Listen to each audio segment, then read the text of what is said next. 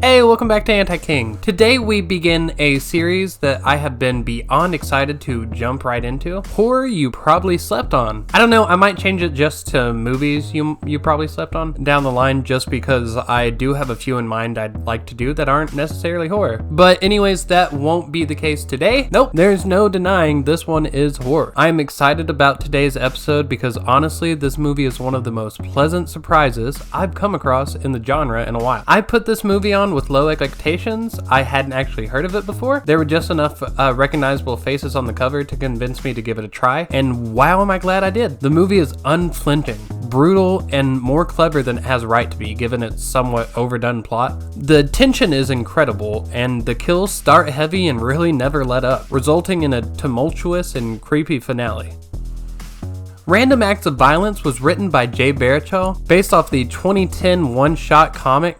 I'm not saying that right. Based off the 2010 one-shot comic of the same name. Jay was reluctant to direct based on his inexperience, but decided to anyways at the insistence of the film's producer and editor, Jason Eisner. It paid off in a big way, as his connection to the source material and the script itself really made this whole vision come to fruition. The movie begins with author Todd Walkley sharing the final scene of his renowned and tastelessly inspired by true events comic series Slasher Man with his girlfriend, Kathy, played by the ever-lovely Jordana Brewster.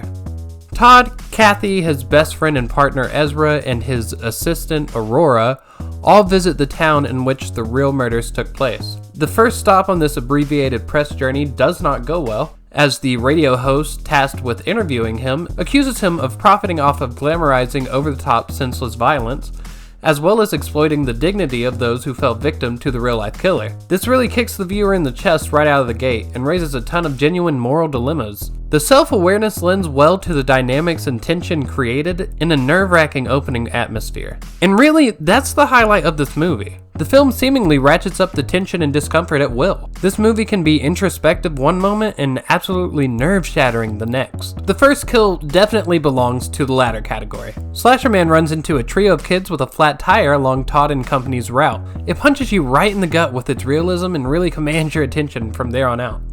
The kill plays out as a brutal stabbing, which is only the beginning of the torture, as they're later found mutilated and posed on the highway in direct homage to one of the kills from the comics. There's a moment before this kill begins where we see the killer having to hype himself up before diving into it, and I really like this. I don't think I've ever seen this done. Don't get me wrong, I see what's scary about an unempathetic, sociopathic murderer, but there was something so human and unhinged about his wind-up. Shortly after, Kathy and Todd argue over a book Kathy has began writing about the real victims of Slasher Man. You can tell here that Kathy feels a lot of guilt being attached to this project so intimately. She adamantly advocates the need to tell the victim's story in a way that almost resembles guilt, as if she's trying to atone for her part in their exploitation. Shortly after, we get a frustrating scene where, even given the circumstances of seeing 3 murdered bodies mutilated and merged together literally earlier that day,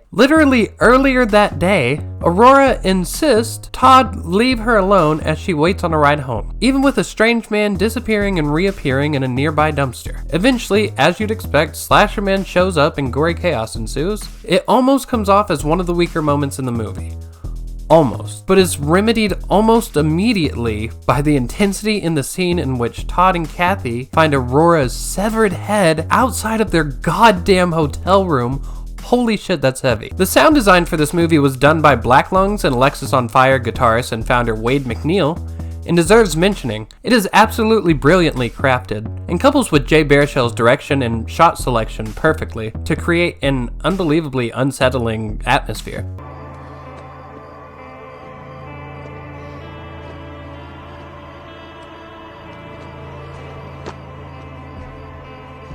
Shortly after Aurora's murder, investigators began questioning Todd and the gang to varying success. Brewster and Baruchel play the grief and guilt experienced expertly and deliver a poignant statement on the fetishization of violence in media. Fetishization. Can't say that, no teeth. Throughout the movie, Todd receives mysterious phone calls in which a raspy voice repeats a series of numbers. Shortly after Aurora's death, the crew discovers that the numbers are in reference to the year, issue, and page of Slasher Man comics, all of which mimic the murder depicted on that page.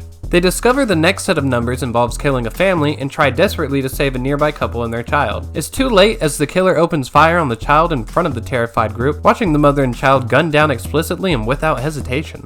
As they attempt to escape, the killer causes them to lose control of their car and wreck. The wreck kills Ezra, and soon Slasher Man arrives to kidnap both Todd and Kathy. At one point, the kidnapped Kathy makes a statement about her calm in the moment and how she didn't want to die panicked and scared and wanted to choose a better ending. Something about her resignation to the end is a special type of creepy that really hit home, especially with Brewster's fantastic delivery.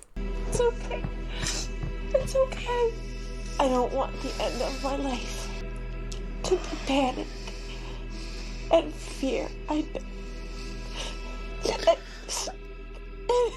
And it doesn't have to be. Todd, however, isn't having any of this dying talk and talks her into one last stand. While attempting to flee their captor, Kathy ends up pinned down and severely beaten by him instead. Todd comes to from a knockout he sustained from his initial encounter with Slasher Man, who tells him, "I can't wait to show you." I can't wait to show you.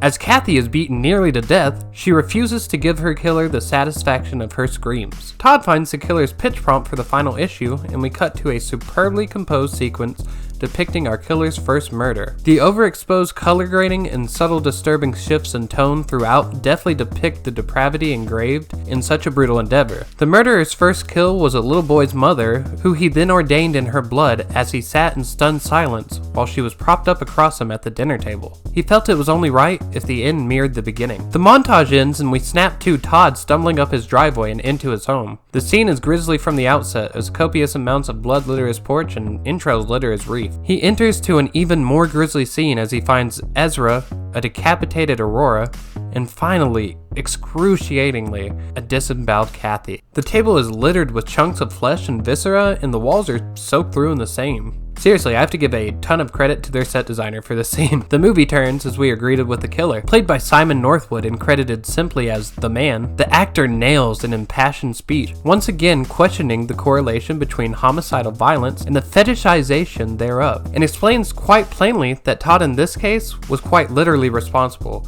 as the comic served as a sort of museum for the man's work. And knowing that it was coming to an end, he felt compelled to help Todd create the perfect ending. He asks Todd to kill him, and taking one last look at his slaughtered friends, Todd doesn't hesitate much to do so. The film ends with a final voiceover about violent art and its relationship to the real-life violence it depicts. Here I'm going to introduce the different parts that I'm ranking this on.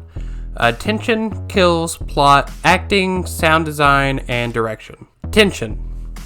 The main thing I love about this movie, it wasn't over-the-top gory, although that's not always a bad thing, and it certainly wasn't lacking, but it was genuinely uncomfortable. Even I, a seasoned horror vet in my mind, felt pretty uncomfortable when the stabbing kicked off in that first kill. Haunting. As I just mentioned, that first kill is an easy 10 for me. The only reason I give it an 8 really is because of the main cast. One dies in a frustratingly stupid scenario, and the other two die off screen. I mean, sure, the reveal of Kathy's death was gut-wrenching, and the carnage it implied was impressive, but it still happened off screen. Without looking too far into it, I know off the top of my head at least 2 movies that have the exact same premise as this one, and the themes about art and its relationship to life, particularly in regards to violence, are not new by any means. The self-awareness and self-reflection in some of the sort of meta-commentary it did is genuine, however, and handled a little bit differently than I think I've really seen done, which is the only reason it gets an average score, really. Another strength of this movie, none of the cast members disappoints. Baruchel is charming and relatable as ever. Brewster plays her guilt and disgust and resulting distance from Todd outstandingly. And little known Simon Northwood plays the killer with a quiet intensity that really took me by surprise. The character that played Aurora felt a little misplaced in this movie, and I think that's a result of the casting direction they went in, so I kind of docked points for that. Again, I can't describe how absolutely perfect the sound design was. The only reason I'm not giving it a perfect 10 is because the main theme is kind of a derivative of like the 80s zombie movies, and that's a recent trend that I'm just kind of burnt out on. I love that sound, but it's just everywhere now. But I mean, the score throughout the film, the actual film, was absolutely spot on. Despite its low budget, this movie really wasn't afraid to be creative with its shot selection and pacing. Credit Jay Baruchel for cleverly crafting terrifying scenes that can feel both blood-curdling and adrenaline-inducing, and for really giving the film a very uniform feel. The direction felt in tune with the writing and vice versa, and that's an added bonus I always like to see when a movie is written and directed by the same person. So there you have it, random acts of violence and 80%, and you've probably never heard of it. Not to mention that number's skewed because of a somewhat tired premise. Otherwise, this movie could have potentially been full on in the 90s for me. I highly suggest you go watch it. It's worth it for the score alone, honestly. It's gritty, it's brutal, it's clever, it's worth a watch. Anyways, guys, thanks for watching. Don't forget to like and subscribe and maybe even leave a comment and let me know of some horror movies you feel like were slept on, and maybe I'll agree and cover one. I'm hoping to roll out a few of these before spooky season, so don't be surprised if the next episode of this series is a pretty quick turnaround. But anyways, until then, stay safe, and I can't wait to show you.